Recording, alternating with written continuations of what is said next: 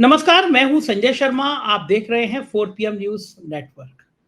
प्रधानमंत्री जी परेशान है, होना भी चाहिए। आप प्रधानमंत्री हो तो आप परेशान होते, मैं हूं तो मुझे होना चाहिए। असल में पहले चरण के बाद देश में बहुत कुछ ऐसा घट रहा है जो बीजेपी को, प्रधानमंत्री को टेंशन में डाल रहा है, परेशान कर रहा है। फिर बात मुसलमान आरक्षण तमाम मुद्दों पे होती चली जा रही है। लेकिन सबसे बड़ी बात यह है, सबसे बड़ी परेशानी यह है कि संघ मैनेज नहीं हो रहा। राष्ट्रीय स्वयंसेवक संघ और प्रधानमंत्री के बीच में जो बढ़ती हुई दूरी है, वो बीजेपी को परेशान कर रही है, वो संघ को भी परेशान कर रही है। मैसेज नीचे तक चला गया है। पहले चरण के बाद ये लाइन दिख गई कि लोग उत्साह में नहीं है। जो बीजेपी का मूल वोटर है, वो उत्साह में नहीं है।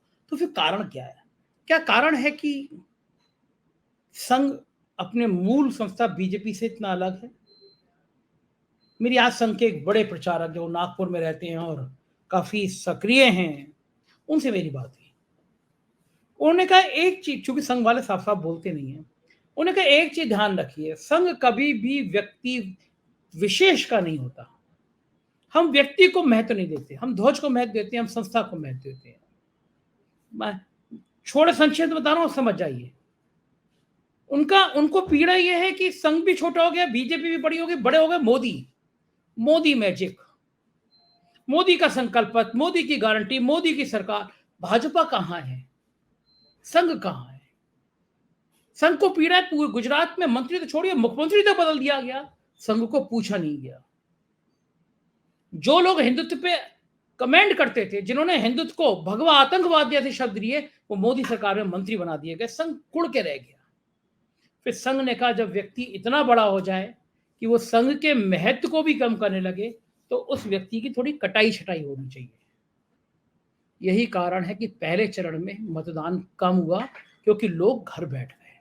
अब दूसरा चरण 2 दिन बाद, 3 दिन बाद दूसरा चरण है, और बीजेपी जानती है अगर यहां भी मतदान कम हुआ तो भैंस गई पानी में। इन सारी चीजों पे हम बात करेंगे आज अभय दुबे जी से। देश के जाने माने बड़े पत्रकार, तमाम टीवी चैनलों पे आप उनको देखते रहते हैं, एबीपी पे आप रोज सुनते हैं उनको। बहुत किताबें लिखी हैं उन्होंने, देश के एक मजबूत स्तंभ रहे हैं। सारी चीजें मैंने अभय दुबे जी से पूछी है। मैं चलता हूँ आपको अभय दुबे जी के पास, सुनवाता हूँ। चैनल को ज्वाइन कीजिएगा, सब्सक्राइब करिएगा। चलिए अभय दुबे जी के पास। 4 PM न्यूज नेटवर्क में स्वागत है अभय दुबे जी आपका।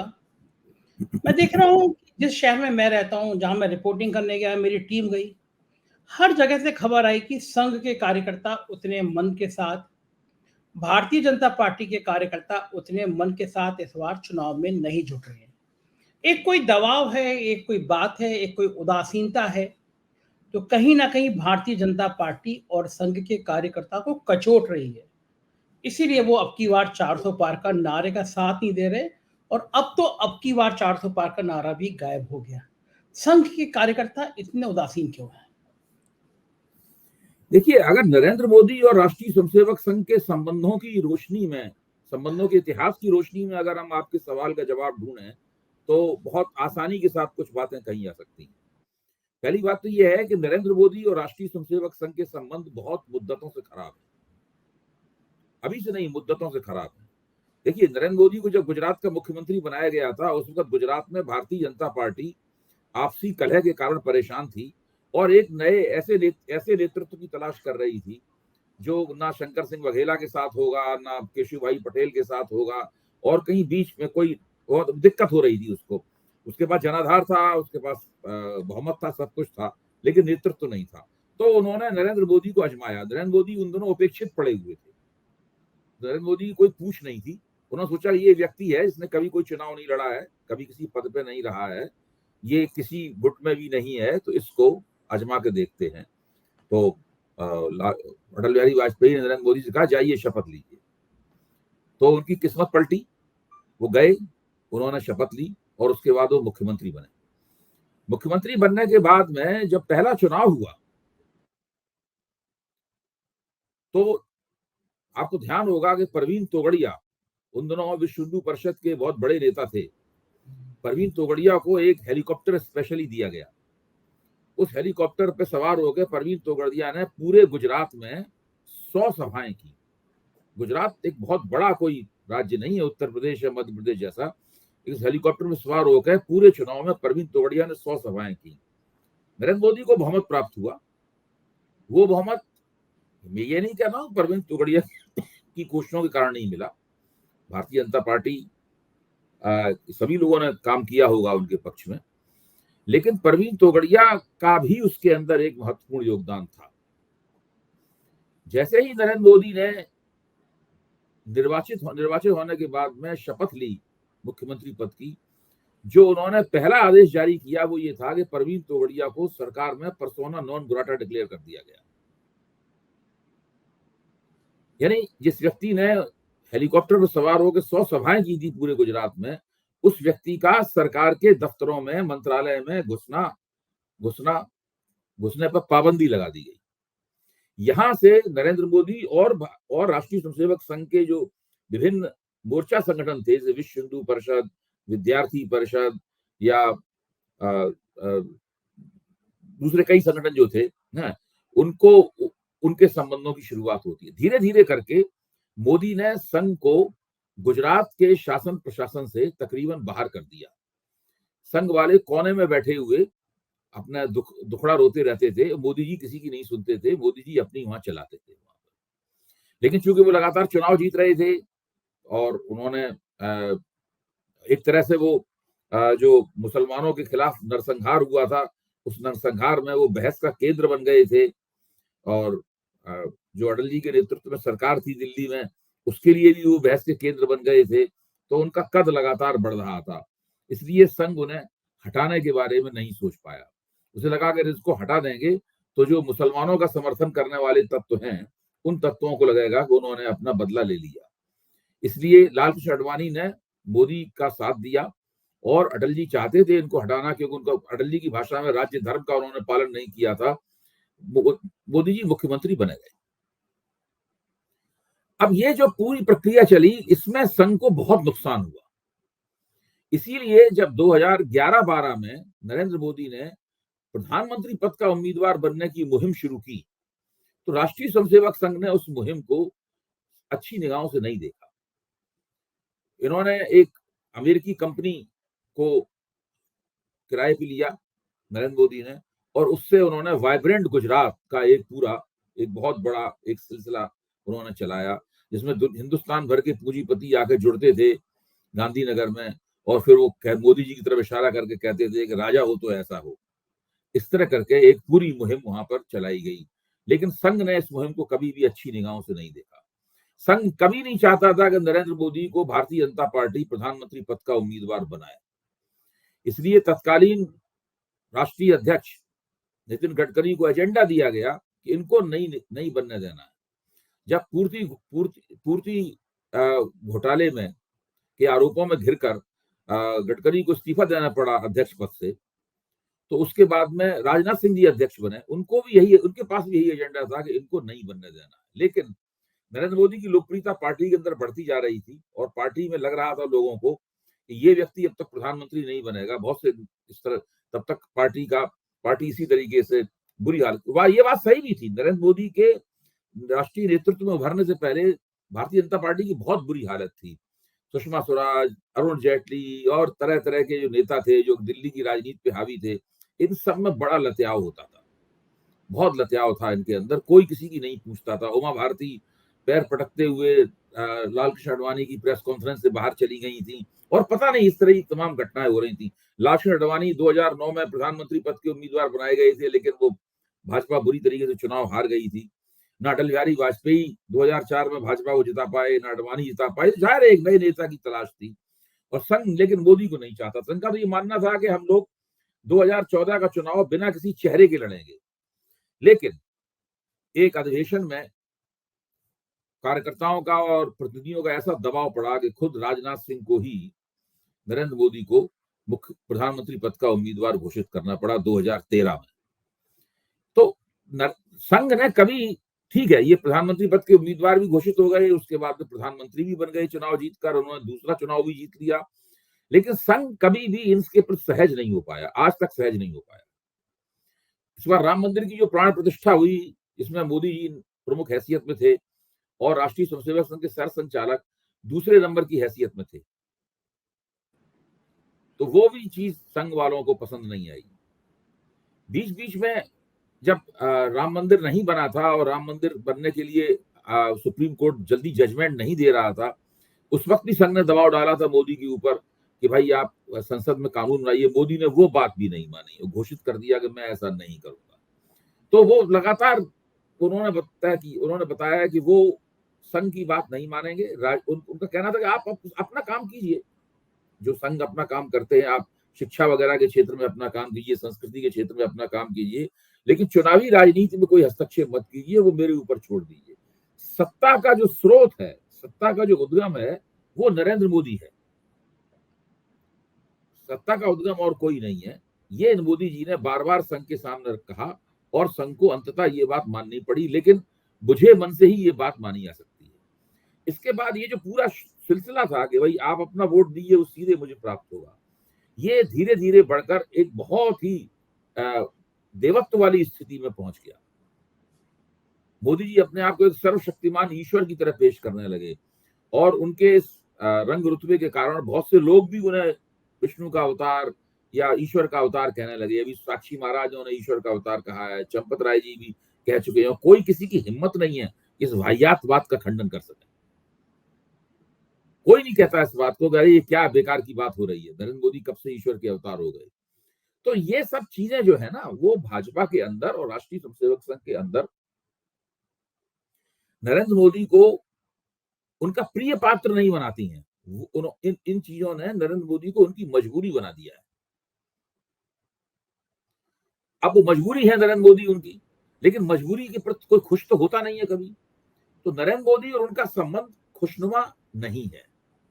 इस चुनाव में जिस तरह उन्होंने टिकट बांटे हैं, जिस तरीके से दल बदलुओं को बहुत बड़े पैमाने पर टिकट दिया गया है, आज दल बदला कल टिकट मिल गया है, चाहे भ्रष्ट हो, नेक नाम हो, चाहे बदनाम हो, कोई जिसको मन में आए टिकट दिया, उसका कोई पैटर्न नहीं है, उसकी किसी से कोई पूछताछ नहीं है, कुछ नहीं है।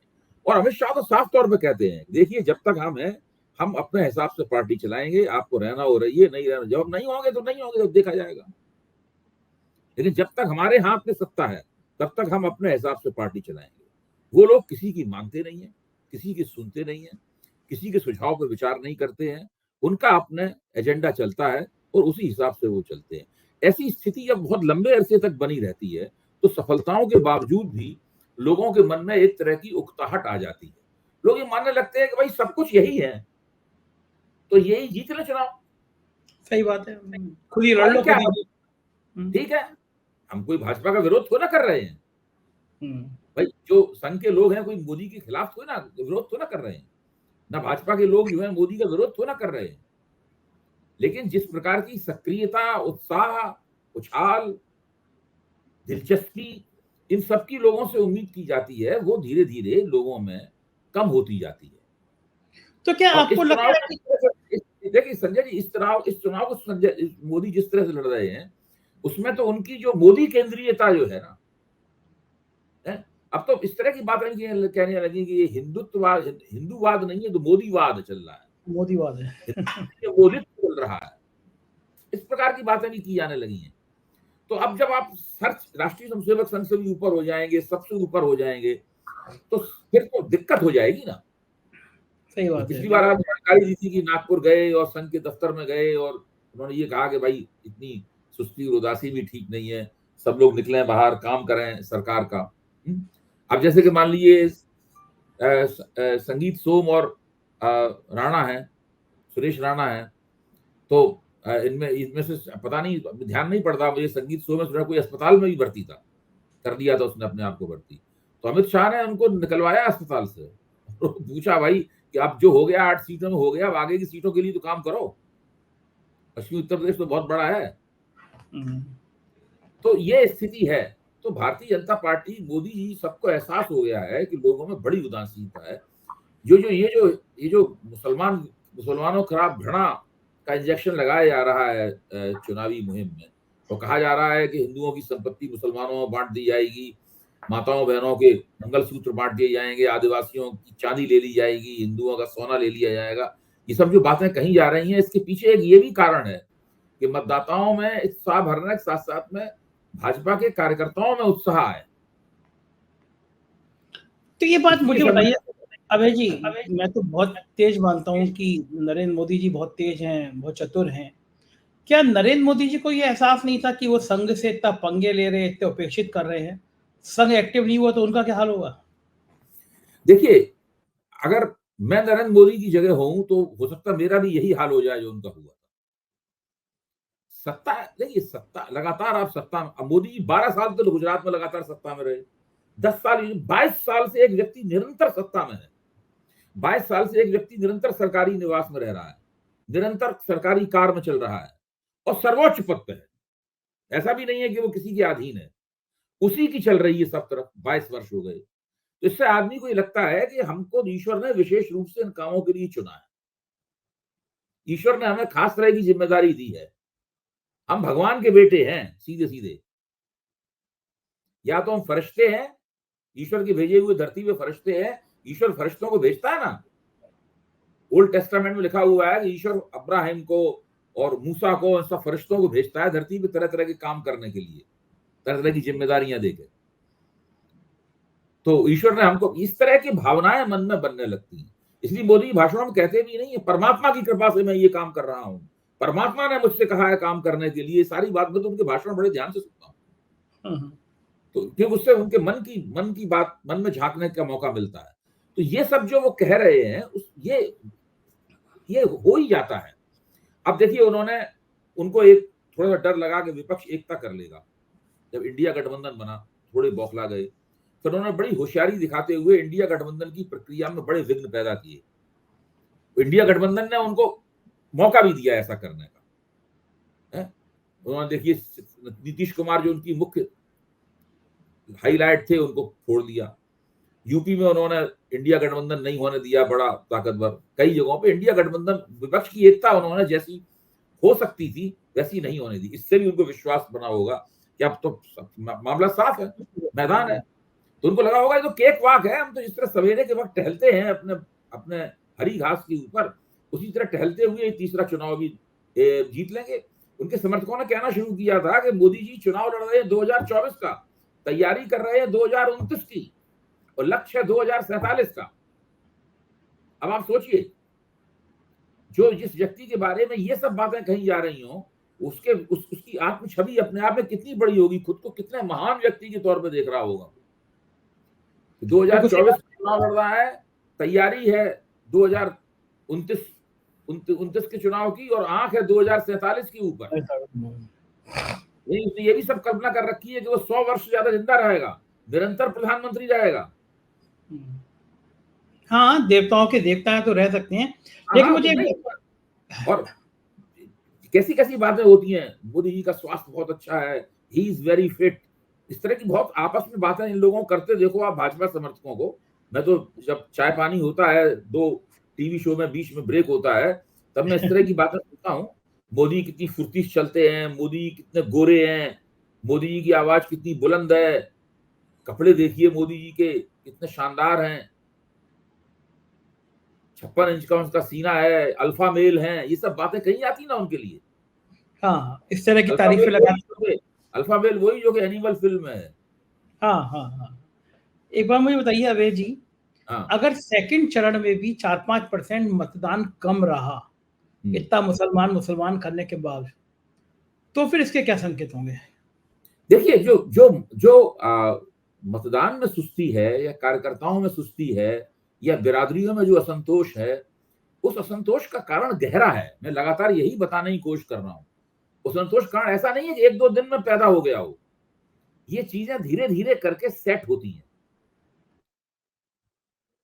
घड़ा धीरे धीरे भरता है ना, बूंद बूंद करके, उसी तरीके से ये चीजें धीरे धीरे करके सेट होती हैं। ये मानस बनता है धीरे धीरे करके, और उसको, मानस को आप मुसलमानों को गाली दे के नहीं आप बदल सकते। मैं अभी कह के आ रहा हूं कि देश का मतदाता इतना मूर्ख नहीं है कि वो ये मान ले कि कोई सरकार ऐसी भी आ सकती है, चाहे कांग्रेस की हो, चाहे सपा की हो, चाहे भाजपा की हो, या किसी की हो, कि उनकी संपत्ति छीन के मुसलमानों में बांट दे, उनकी बीवी का और उनकी लड़की का और उनकी बहन का मंगलसूत्र नोच के मुसलमानों को दे दे। ऐसी कोई सरकार देश में आ सकती है? इतने मूर्ख नहीं है लोग। सही बात, बिल्कुल सही बात है। तो तो ये जो मानस है ना, इस मानस को तोड़ना बहुत मुश्किल है, क्योंकि मोदी जी ने ही इस मानस को बनाया, मौका दिया इस मानस को बनाने का उनको। भाई सब कुछ वो ही कर रहे हैं, कोई दूसरा कुछ कर ही नहीं रहा है, सारा श्रेय उनको जाता है। अभी जब उन्होंने विधानसभाओं के चुनाव जीत लिए तो उनकी उस आप छवि में और बढ़ोतरी हुई होगी। 2019 में विधानसभा को चुनाव हार गए थे तो आप छवि को थोड़ा धक्का लगा था, तो उन्हें लगता है कि वो सिकंदर आजम है, जहां हाथ डालेंगे जीत जाएंगे। हाँ जहां डालेंगे जीत जाएंगे। और उन्होंने विपक्षी एकता भी नहीं होने दी, जिसको चाहते हैं फोड़ लेते हैं, सिर के बल खड़ा खड़ा हो जाता है, जिसको चाहते हैं मुर्गा बना देते हैं। ये बात तो सही है, लेकिन मेरा सवाल ये है कि अगर मान लो सेकंड चरण के मतदान में भी परसेंटेज कम रहा, 4-5% रहा, तो ये सरकार के पक्ष में जाएगा, खिलाफ जाएगा? देखिए अगर देखिए परसेंटेज थोड़ा बहुत कम होता है तो उससे कोई खास फर्क नहीं पड़ता। 4%। अगर परसेंटेज बहुत कम ज्यादा कम रहता है, 5%, 6%, 7%, कुछ निर्वाचन क्षेत्रों में 8% तक परसेंटेज कम रहता है। और तो और अभी राजस्थान में चुनाव जीता भारतीय जनता पार्टी ने, तो विधानसभा के से अगर आप तुलना करें लोकसभा में जो अभी सीटें हुई उनके अंदर, तो 18% की गिरावट है। अब ये गिरावटें बहुत बड़ी बड़ी हैं, इन गिरावटों के कई मतलब हैं। मैं ये नहीं कह रहा हूं कि गिरावट विपक्ष के वोट में नहीं हुई होगी, विपक्ष के वोट में भी हो सकता है कुछ गिरावट हुई हो, लेकिन ज्यादा गिरावट तो वहां हुई होगी जिसको ज्यादा वोट मिला है। नेचुरली भाई जहां पे जिन सीटों को आप लाखों लाख मतों से जीत रहे थे, जिन सीटों पे मतलब है, वहीं पे ज्यादा आपकी गिरावट हुई होगी। तो ऐसी बात तो नहीं है कि आपकी गिरावट वहां ज्यादा हुई होगी, जहां पर जो हार गए थे उनकी ज्यादा गिरावट हुई होगी, आपके वोट उतने उतने बने रहे होंगे। तो गिरावट तो हुई है, अब उस गिरावट का नतीजा क्या निकलेगा, आप थोड़े से वोटों से हार जाएंगे, क्या करेंगे? अब आप उन उम्मीदवारों से पूछो जो चुनाव लड़ रहे हैं, किसी को लग रहा है कि हमारे खिलाफ ठाकुरों ने वोट नहीं दिए, किसी को लग रहा है कि बीएसपी का जो उम्मीदवार है उस उम्मीदवार को मुसलमान वोट है, तो मुसलमान, लेकिन उसको तो मुसलमान वोट मिल ही नहीं रहे हैं, तो बेचारा परेशान है, रात को नींद नहीं आ रही, उसको पूछ रहा है लोगों से कितने मुसलमान वोट मिले उसको लगता है हमारी जीत इसी के ऊपर निर्भर है। ये तो हालतें हैं। ये बात बिल्कुल ठीक है कि इस सब के बीच में लोग सवाल कर रहे हैं कि चुनाव आयोग कहाँ है? इतनी शिकायतें हो रही हैं, इतनी हेट स्पीच है, इतनी नफरत की बातें हैं, चुनाव आयोग को शर्म नहीं आ रही होगी जरा सी भी? इतना नपुंसक चुनाव आयोग की जो स्वायत्तता है, चुनाव आयोग की जो निष्पक्षता है, उसकी जो साख है, इस वक्त दांव पे लगी हुई है, और नरेंद्र मोदी ने उसको दांव पे लगा दिया है उस साख को। नरेंद्र मोदी जो वक्तव्य दे रहे हैं और भाजपा के सभी लोग ये वक्तव्य दे रहे हैं, उसमें आप तो बाकायदा चुनाव आयोग के ऊपर ऑफिशियली शिकायत कर दी गई है इसके बात की। अभी तक ये था कि चुनाव आयोग के पास शिकायत ही नहीं गई, चुनाव आयोग जैसा अंधा बहरा बैठा हुआ है, बिल्कुल उसे ना दिखाई पड़ रहा है ना सुनाई पड़ रहा है चुनाव आयोग को, ना उसके पास कोई सूचना पहुंच रही है, उसे शिकायत चाहिए तब वो कार्रवाई करेगा। तो अब चलिए वो जरूरत भी पूरी कर दी गई है, अब शिकायत कर दी गई है चुनाव आयोग, अब देखिए चुनाव आयोग उसके ऊपर क्या फैसला लेता है। आपको लगता है? कुछ नहीं करेगा, कुछ नहीं करेगा वो। नरेंद्र मोदी के खिलाफ तो कुछ करेगा नहीं, हो सकता है भाजपा के किसी और नेता के खिलाफ कह दे, तुम पे 24 घंटे का प्रतिबंध लगाया जाता है ये वक्तव्य देने में, किसी 2-3 नेताओं के ऊपर कर देगा कि तुम्हारे ऊपर तुम 24 घंटे तक चुनाव प्रचार नहीं कर सकते, इस प्रकार का कुछ प्रतिबंध करके काम निकाल लेगा अपने। इसी प्रकार की कुछ पतली गली खोजी जाएगी, इसमें से चुनाव आयोग निकल जाए। पूरे देश और दुनिया में जिस तरह चुनाव आयोग को लोग बुरा भला कह रहे हैं, इन लोगों को शर्म नहीं आती होगी कि इस तरह ये गांधी जी के बंदर की तरह बैठ गए हैं, इनको दिखाई नहीं पड़ रहा है, सुनाई नहीं पड़ रहा? देखिए ये आप कह रहे हैं शर्म भया, ये देखिए ये इस चीज का भारतीय राजनीति से थोड़ा सा रवानगी बहुत पहले हो गई, क्योंकि कांग्रेस के घोषणा पत्र में जो बिल्कुल कुछ नहीं लिखा हुआ है, वो सब बातें कांग्रेस के ऊपर थोपी जा रही हैं, उनका ठीकरा कांग्रेस के दरवाजे फोड़ा जा रहा है। कांग्रेस के प्रवक्ता सब कह रहे हैं कहां लिखा है घोषणा पत्र में, बताओ ना।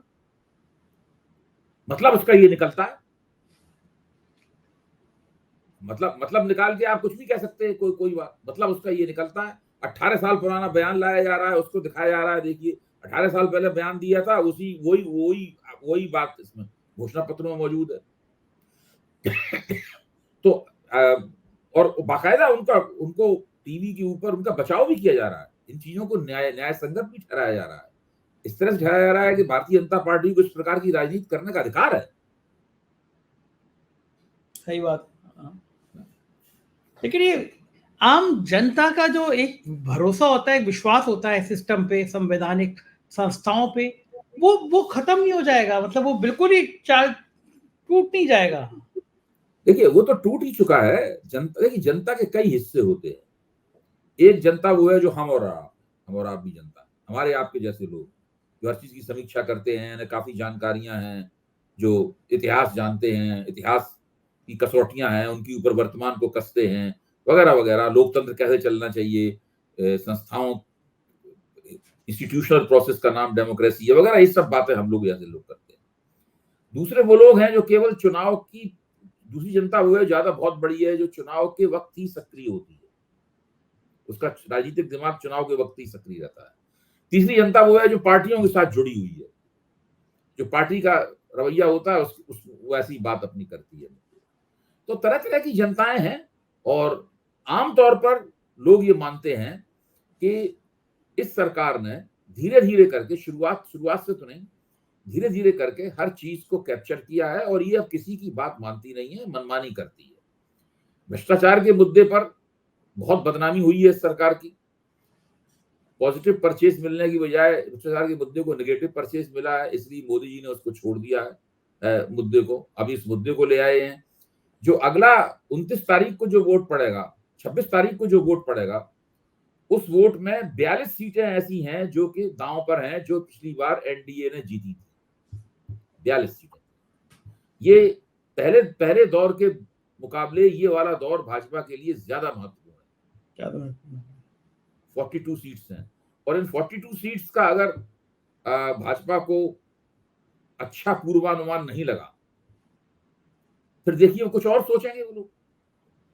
अच्छा, ये जो आज जो डरे हुए हैं, जो आरक्षण की बात कर रहे हैं कि आरक्षण कांग्रेस ने किया, इनको लग रहा है कि संविधान संशोधन की जो बात थी वो बहुत नीचे तक चली गई और वो नुकसान बहुत बड़ा बात हो जाएगा। लोग डर गए हैं, दलित समुदाय लोग। नहीं, देखिए भाई, तमाम लोग तो कह रहे हैं कि हमें 4 सीटें मिली तो हम संविधान बदल देंगे। भारतीय जनता पार्टी की तरफ से इसका बड़ा मजबूत समर्थन भी नहीं हो रहा है, मजबूत खंडन भी नहीं हो रहा है, दबी हुई जुबान में खंडन हो रहा है इन चीजों का। तो जो दलित समुदाय है, दलितों के बीच में राजनीतिक शक्तियां हैं, जो कार्यकर्ता हैं, उनके ऊपर इसका बुरा असर पड़ना स्वाभाविक ही है। तो कुछ देखिए, हर चीज का कुछ ना कुछ असर पड़ता है, केवल मोदी जी के पक्ष में ही असर नहीं पड़ता है, मोदी जी के विपरीत भी असर पड़ता है। अच्छा, इसके हर चीज का एक और जवाब हो गया, मोदी जी पे ही जनता विश्वास करती है, बाकी किसी पे विश्वास नहीं करती। भरोसा नहीं करता। महंगाई है कि हाँ महंगाई है, कोई मना नहीं कर सकता। बेरोजगारी है कि हाँ बेरोजगारी है, कोई मना नहीं कर सकता। लेकिन विश्वास लोगों का मोदी जी पे है। लोगों की महंगाई, बेरोजगारी की समस्याएं हल मोदी जी ही करेंगे। इस चुनाव में यह भी फैसला हो जाएगा। जिस चीज को मोदी मैजिक कहते थे, उसकी पोल तो खुल गई है। यही मोदी मैजिक है, मुसलमानों के खिलाफ घृणा फैलाओ। अगर वास्तव में कोई मोदी मैजिक होता तो आप विकास की बात करके चुनाव लड़ते। अपना घोषणा पत्र में जो दावेदारियां की हैं उनको जनता के सामने रख के चुनाव लड़ते। वो तो आप लड़ नहीं रहे।